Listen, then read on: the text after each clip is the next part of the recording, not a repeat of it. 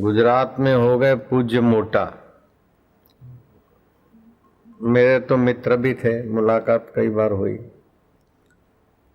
वो धूनी वाला बाबा के पास जाते आते।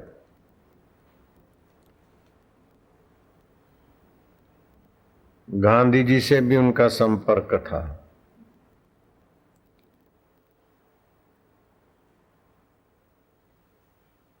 तो धूनी वाले बाबा जरा, गांधी जी तो शिष्टाचार में मानते थे, लेकिन धूनी वाले बाबा ऐसे ही विभिन्न वाणी बोलते थे। उनका नाम था केशवानंद जी।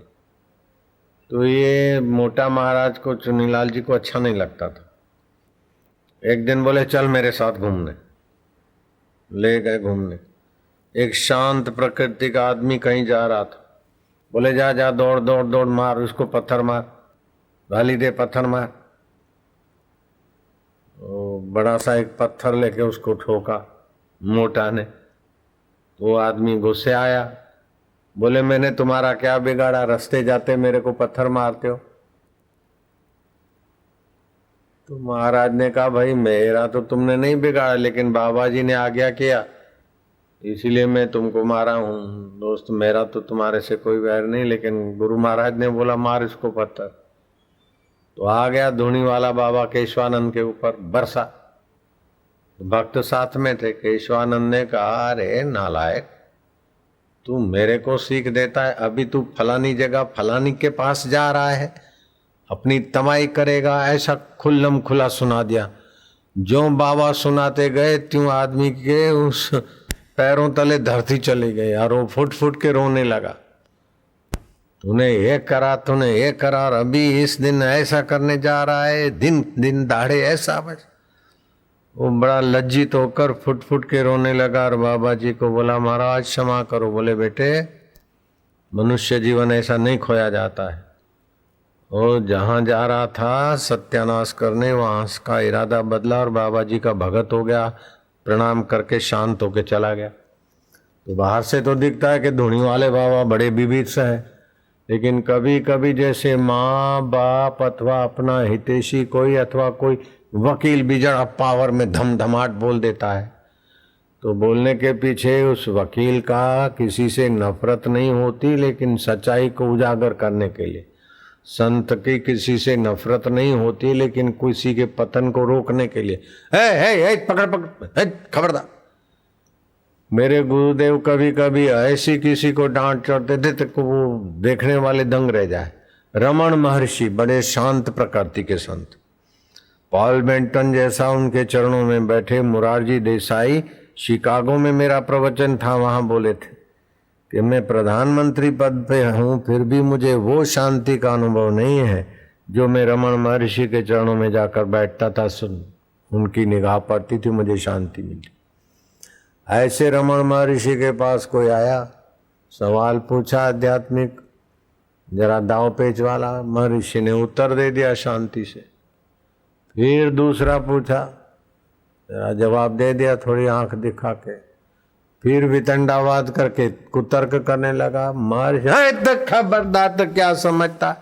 महर्षि ने डंडा उठाया और ऐसे कोपायमान हुए कि वो जुआन शास्त्री अपने को विद्वान साबित करने आया था रमण महर्षि के शिष्यों के बीच, आए सिर पे पैर रखे जाए भागा। महर्षि बोले तेरे को आज नहीं छोड़ूंगा, तेरा तो सिर फोड़ूंगा, हड्डी हड्डी तेरी तोड़ूंगा, है खबरदार।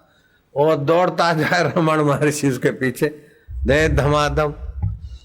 पॉल बेंटन लिखते हैं कि काफी दूर तक उसको छोड़ के आए, फिर अपने आसन के पास डंडा खड़ा कर दिया और महर्षि स्वाभाविक दिनों में जैसे बैठते थे उससे भी ज्यादा सहज थे और प्रसन्न थे। तो अष्टावक्र गुरु कहते हैं, जनक के गुरु, धीरो न द्वेष्टि संसारम। द्वेष करता हुआ दिखता है, गुस्सा करता हुआ दिखता है, लेकिन उसकी गहराई में गुस्सा नहीं। जैसे रंगमंच पर कोई भिख मंगे का पाठ अदा करता है तो हृदय में वो दरिद्रता नहीं भिख मंगे जैसे, और कोई राजाधिराज महाराज का पाठ अदा करता है, और कोई कातिल एकदम शातिल गुंडे का पाठ अदा करता है। फिर भी भीतर से उनमें वो गुंडा का स्वभाव नहीं होता। ऐसे ही महापुरुष अपने आत्मा परमात्मा को पाए हुए पुरुष समाज में विचरण करते हैं तो अलग अलग उनका प्रारब्ध कार्य क्षेत्र, लेकिन सबकी भलाई के सिवाय उनके जीवन में और कुछ नहीं होता है। प्रकृति क्रियमाणानि गुणै कर्वाणि सर्वशः अहंकार विमुढ़ात्मा कर्ता अहमिति मन्यते। ये सब प्रकृति में हो रहा है, लेकिन हम लोग अहंकार से विमुढ़ होकर अपने में कर्तृत्व, भोक्तृत्व, सुख दुख, पुण्य पाप अपने में ले आते। हम वास्तव में भगवान में चले जाए और प्रकृति का कार्य प्रकृति में व्यवस्थित होने दे तो हमारे लिए संसार स्वर्ग हो जाएगा। मानवीय संवेदना के अभाव में अर्जी देने वाले दे जाते हैं, चक्कर काटते रहते, हम उनका काम नहीं कर पाते। अगर मानवीय संवेदना नहीं है, सहानुभूति नहीं है, तो डॉक्टर मरीज को नोचेगा, ऑफिसर पब्लिक को चक्कर खिलाएगा। मेरे हृदय में अगर मानवीय संवेदना नहीं है तो मैं बोलूंगा आज मंगल का वार है, ये तेल चढ़ाओ, ये करो, तुम्हारा बेड़ा पार है, मेरे को ये दो। लेकिन अगर सहानुभूति का सद्गुण है तो आपके हृदय में सद्गुण के कारण वो सत्य स्वरूप ईश्वर की जो शांति, ईश्वर की धारा से जो जुड़ने का अवसर आता है तो आपके शरीर में नित्य नवीन रस बनता है। अगर हम निंदा करें, ईर्ष्या करें, शोषण करें, द्वेष करें तो हमारे शरीर में विजातीय द्रव्य पैदा होते। पर निंदा सम अघ्न गरीषा, रामायण में लिखा है। जो निंदा ईर्ष्या करते हैं उनके शरीर में न्यूरोपेप्टाइड्स ऑक्सीडेंट नाम का द्रव्य बनता है जिससे कई बीमारियां लगती है, और दूसरा LDL बनता है। तो निंदा करने से, सुनने से, जलसी से वो बीमारियों को बनाने वाले द्रव्य बनते। तो अगर हम भगवान से जुड़ते हैं तो भगवत सत्ता, जैसे हम काम से जुड़ते तो काम ही हो जाते, क्रोध से जुड़ते तो क्रोध ही हो जाते, चिंता से जुड़ते तो चिंतित हो जाते। लेकिन वास्तविक में हमारा जुड़ान ईश्वर के साथ था, है और रहेगा। क्रोध आया, हमें क्रोधी बनाकर चला गया, लोभ आया, हमें थोड़ा गलत रास्ते से भटका के चला गया, लेकिन हमारा चैतन्य प्रभु तो हमारे साथ है। लेकिन उस प्रभु का हमारे पास ज्ञान नहीं है, उसके लिए प्रीति नहीं है, उसके लिए विश्रांति नहीं है, इसीलिए एक से एक ये आते हैं और बाद में हम थक कर पड़ जाते। तो कितने भी थके और कितने भी विकार हमको लताड़ते जाते, फिर भी हमारा ईश्वर के साथ का संबंध टूट नहीं सकता। मनुष्य मात्र में ईश्वरीय सत्ता है, वो भले अभी बिछड़ा हुआ है, अनजाने में उलझ रहा है, लेकिन वास्तविक में सभी मनुष्यों की चैतन्य परमात्मा सत्ता शुद्ध है, शाश्वत है। विकार मर जाते हैं, दुख मर जाते, सुख मर जाते, शरीर मर जाते, फिर भी कोई ऐसी सत्ता है जो मरने के बाद भी रहती है। व्यास भगवान ने उस परम सत्ता को पाकर हंसते खेलते निरोग जीवन, प्राकृतिक नियमों का पालन करके अथवा औषध और मंत्र के बल से आप निरोग जीवन के धनी बन जाओ। तो उन्होंने 4 प्रकार के रोग बताए। एक तो ये शारीरिक रोग, बुखार, पैरालाइज, ये दम्मा, टीबी, ये आदि। दूसरे मानसिक रोग बताए, कभी काम आया, कभी डिप्रेशन आया, कभी क्रोध आया, कभी लोभ आया, कभी चिंता आई, कभी भय आया। तीसरे हैं आगंतुक रोग, अकाल पड़ गया, एक्सीडेंट हो गया, किसी के गलती से कुछ हो गया, खान पान की गलती। और चौथे होते हैं स्वाभाविक रोग, जैसे बुढ़ापा की कमजोरी, बुढ़ापा आया तो वायु प्रकोप, मौत आई, ये स्वाभाविक। तो ये स्वाभाविक रोग प्रकृति में होते, बुढ़ापा आदि। और काम क्रोध आदि रोग मन में होते हैं, बुखार आदि रोग तन में होते हैं, इन सब के बदलने के बाद भी जो नहीं बदलता, उस परमात्मा के नाम का सुमरण, जैसे मोटा को फिट आती थी। तुझे मोटा का नाम तो सुना होगा, नडियाद में उनका आश्रम में, और सीढ़ी पर से गिर पड़ते थे लोहू लुहान। कई उपाय इलाज किया लेकिन रोग ठीक नहीं हुए। तो एक दिन ठान लिया कि इस रोग की विदाई तो शरीर के साथ होगी। अब चलते चलते फिट आता है, गिर जाते हैं, कोई उपाय नहीं देखा तो नर्मदा जी में गए। नर्मदा माँ को प्रणाम करके अपना शरीर समर्पित किया। तो नर्मदा जब बारिश के दिनों में, और वैसे भी नर्मदा का पानी तो अभी डैम बनी, पहले तो बहुत चलता था, तो नर्मदा में डूब मरने के लिए, आत्महत्या करने के लिए कूद पड़े। ऐसा कुछ नर्मदा जी की लीला कहो, भगवान की लीला कहो, पानी में उछाले आए और किनारे लगा दिया। किनारे लगते ही एक साधु आ गए, उन्होंने उठा लिया, अपने आश्रम में ले गए। मातृवत प्रेम मिला। और साधु ने कहा कि क्यों आत्महत्या कर रहे थे? बाबा आपको कैसे पता चला? कि कैसे क्यों नहीं पता चलेगा? बोले मेरे को फिट की तकलीफ थी और मिटती नहीं थी, इसलिए ऐसा ऐसा है। साधु ने 3 दिन अपने पास रखा। बोले तुम मानो तो मैं उपाय बताता हूँ। बोले बताओ उपाय। बोले और कोई उपाय नहीं, तुम हरिओम हरिओम जपा करो। वो तर्कबाज थे, मोटा, लिखा है किताब में। महाराज जी को प्रणाम किया, उनका वात्सल्य प्रेम का तो कदर किया, सज्जन भी थे जो मोटा। लेकिन ये हरिओम हरिओम हरिओम करने से, ऐसे कई इलाज किए नहीं मिटे, और हरिओम करने से कैसे मिटेगा? तो गांधी जी को पत्र लिखा कि मेरे को फिट की तकलीफ है, मैं आत्महत्या करने गया था, इसे संत ने मेरे को संभाल लिया। और वो अच्छे संत थे, उन्होंने बोला खाली भगवान हरि का स्मरण करो, जो पाप ताप हर ले, ओम स्वरूप चेतना भर ले, तो भगवान के साथ की धारा जुड़ जाएगी, तो तुम्हारा नित्य नवीन रस आएगा, रोग मिट जाएंगे। लेकिन खाली हरिओम हरिओम करने से कैसे मिटेगा? तो गांधी जी ने उत्तर दिया कि भगवान के नाम में भगवती सत्ता होती है, और तुम जप करो तो फायदा होगा, ऐसा मेरा मन बोलता। दूसरी माता जी थी, उनके साथ उनका संपर्क था, उनसे पूछा तो उन्होंने भी गांधी जी की सम्मति से अपनी सम्मति मिला दी, और इन्होंने हरिओम हरिओम हरिओम चालू कर दिया, और फायदा हो गया, फिट मिट गई 4-6 महीने में। तो बाद में जो भी इनके आश्रम बने तो हरिओम आश्रम, पूज्य मोटा के हरिओम आश्रम चलते। एक दिन तो मैं वहां से हरिओम आश्रम से गुजरा, तो उनका रोड पे ही आश्रम पड़ता था। तो मैंने ड्राइवर को बोला चलो मोटा के पास, वो बैठे थे। अरे बोले दोस्त तुम्हारा तो बहुत नाम है, अरे यार मेरे को जरा चंदा बंदा कर देना आश्रम जी, एकदम सरल रहेंगे। मैं क्या तुम दिन भर पान खाते रहते, लोग कैसे देंगे चंदा? अरे बोले अत्यार मुकी दो यार पान तो ऐसे पकड़ भी।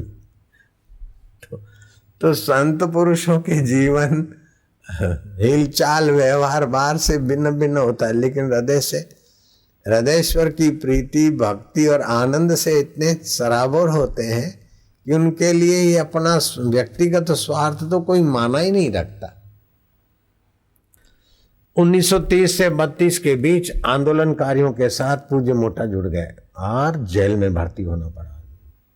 तो साबरमती जेल में भीड़ बढ़े तो खेड़ा में डालो, और खेड़ा का भर जाए जेल तो बड़ौदा की जेल में, 3 जेलों में धकेलते हैं। जब कैदियों को बड़े दरवाजे के बीच से एक छोटी खिड़की जैसा दरवाजा, वहां से पसार करते, धड़ाक से डंडा ऐसा मारे कि बाँ पुकार जाए कैदी, दहशत फैल जाए। क्या क्या जुल्म किया अंग्रेजों। तो ये कैदियों की कतार में इनका 50वां नंबर था, कि इसका पूज्य मोटा का। तो 50 नंबर मतलब इतना दूर थे, तो जिसको डंडा लग रहा था डंडे की आवाज और बाप रे मर गए रे हाय रे निकलती थी। 50 नंबर चलते चलते 8वें नंबर पे सोचा कि अपने को भी ये डंडा लगेगा। थोड़े शांत हुए तो आवाज आई त्राटक कर।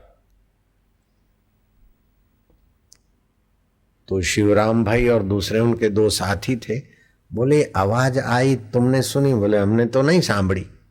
विठ्ठलभाई शिवाभाई दोनों से पूछा, बोले हमें तो नहीं सांभળી। तो देखा कि कोई भ्रम होगा। तो इस 8 में से जब 7वां नंबर आया धड़ा, तो अंदर झटका लगा। फिर से आवाज आई कि त्राटक कर।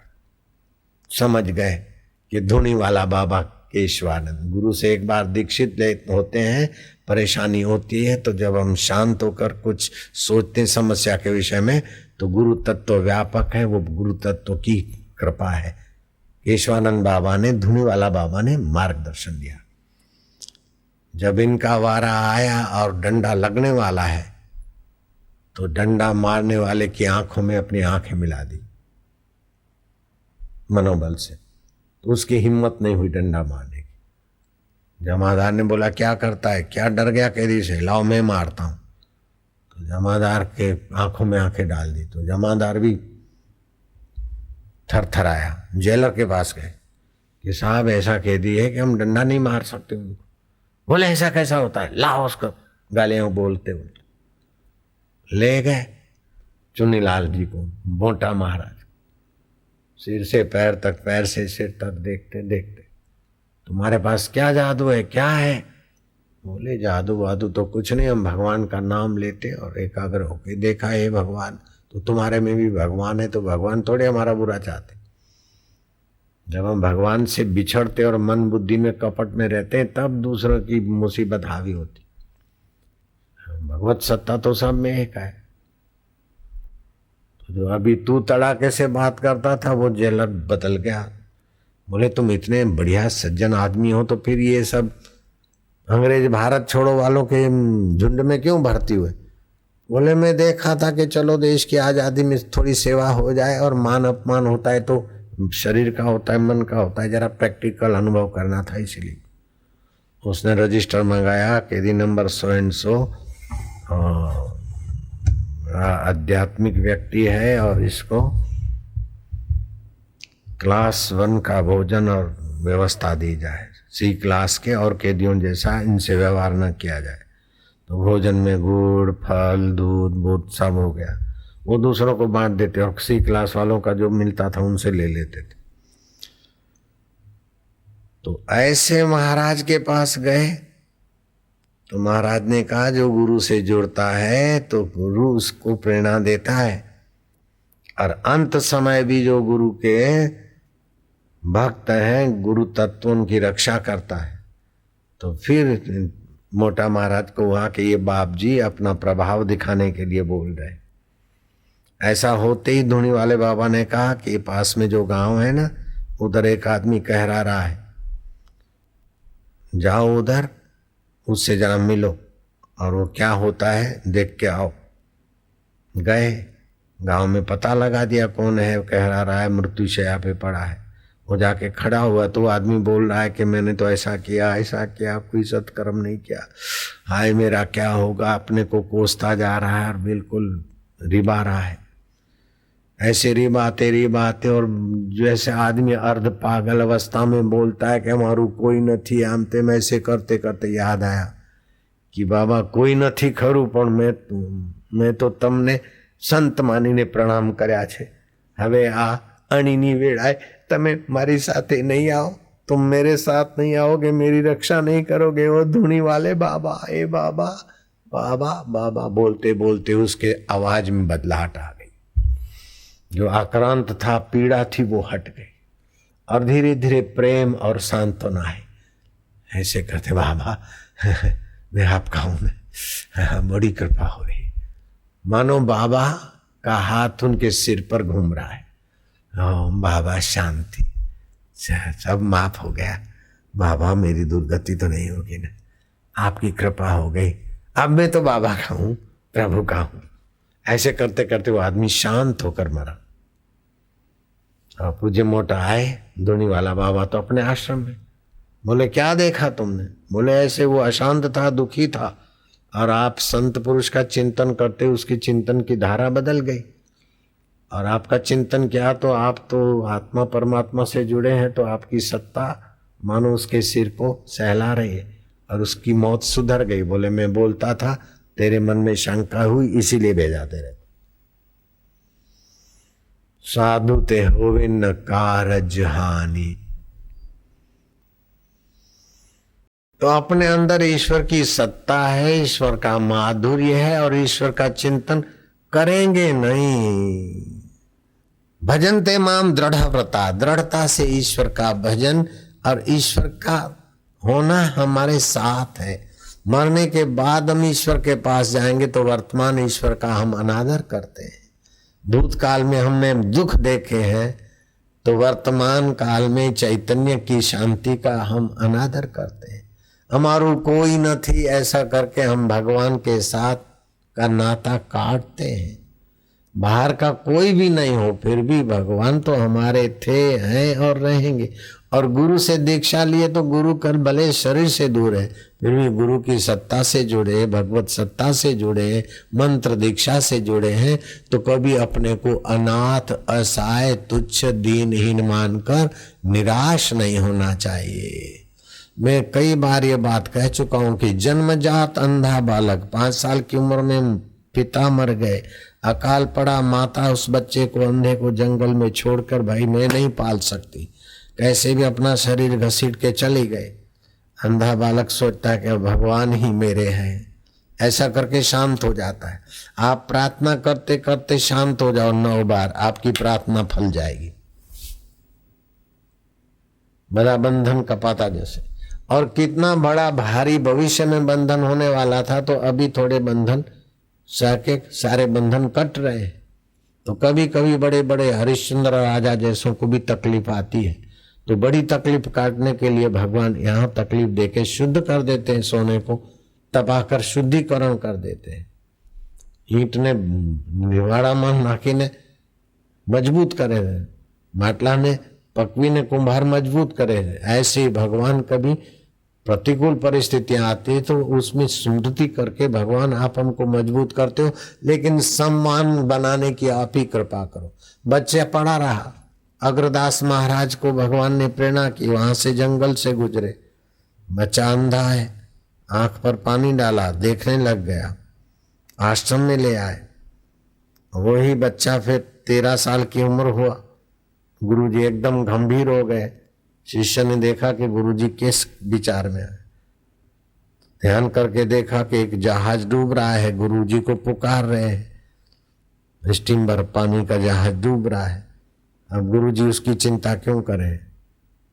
गुरु मंत्र पढ़ के गुरुजी का चिंतन करके मन ही मन संकल्प किया, साइक्लोन जगह बदले, वायु देवता ये भक्त के जहाज की रक्षा हो। वो हवा बदली, पूर्व की जाने वाली हवा पश्चिम के तरफ जाने लगे अथवा जहां की होगी, तो जहाज को डुबाने की जगह जहाज को किनारे लगा दिया साइक्लोन ने। गुरुजी अब आप चिंतन न करो, वो जहाज किनारे लग गया है। गुरुदेव जहाज किनारे लग गया, भक्त का जहां बेड़ा डूब रहा था, आप उसके चिंतन में लगे थे। गुरुदेव अब आपकी कृपा से आपके भक्त का काम हो गया। बोले हैं कैसे? बोले गुरुजी आप गंभीर हो गए थे तो मैंने ध्यान करके देखा और मैंने संकल्प किया तो ऐसा हो गया आपकी कृपा से। बोले तो तेरा नाम हमने नारायण रखा था, अब तेरा नाम बदलते। तूने मेरी और मेरे भक्त की नाभि की बात जान ली, तेरा नाम नाभाजी रखते। अब तू भक्त और भगवान और संत के बीच जो चमत्कार पैदा होते और घटनाएं घटती उसका चरित्रावली लिखो। इतना बड़ा भक्तमाल ग्रंथ की रचिता हो गए। कहाँ तो अंधा बालक, लावारिश बालक, जंगल में भेड़िया खा जाए, सियारिया खाई जाए, कीड़ा मकोड़ा छूठी नाकता था, फिर भी भगवान को प्रार्थना करके शांत हो। तो अग्रदास महाराज आए, नाभाजी महाराज बन गए वो अनाथ बालक। और नाभाजी का शिष्य पयहारी बाबा पृथ्वीराज चौहान के गुरु बने। कभी निराश नहीं होना चाहिए, हताश नहीं होना चाहिए और अपने को कोसना नहीं चाहिए कि अरे हमारू कोई નથી, हमारू कोई નથી। जगत नियता हमारो छे અને અમે हमारू कोई નથી એમ કરીને એનું અપમાન ના કરો। પ્રભુ તું અમારો છે।